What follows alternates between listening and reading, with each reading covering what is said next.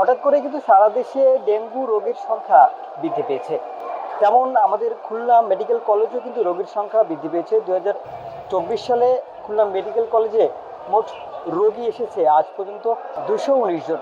এর মধ্যে বর্তমানে এই মেডিকেল কলেজে ডেঙ্গু রোগী রয়েছে 28 জন এবং নতুন করে ভর্তি হয়েছেন 4 জন। এছাড়া গত 10 সেপ্টেম্বর কিন্তু একজন রোগী মারা গেছে খুলনা মেডিকেল কলেজে। এ নিয়ে 24 সালে মোট 5 জন রোগী এ বছরই খুলনা মেডিকেল কলেজে মারা গেছে। রোগী যারা রয়েছে তাদের সঙ্গে কথা বলে জানা গেছে যে ডেঙ্গু রোগীদের জন্য যে নির্দিষ্ট ওয়ার্ড থাকে ডেঙ্গু ইউনিট, এই ইউনিট কিন্তু খুলনা মেডিকেল কলেজে কোথাও পাওয়া যায়নি। এর জন্য অনেকটা ভোগান্তির শিকার হতে হচ্ছে তাদেরকে।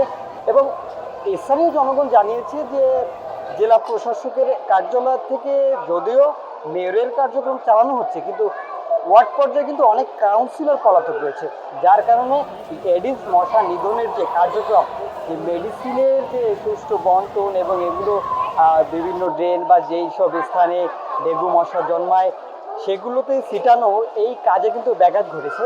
এর জন্যই মূলত ডেঙ্গু বা ডেঙ্গু রোগ অথবা এই এডিস মশার বিস্তার কিন্তু বাড়ছে।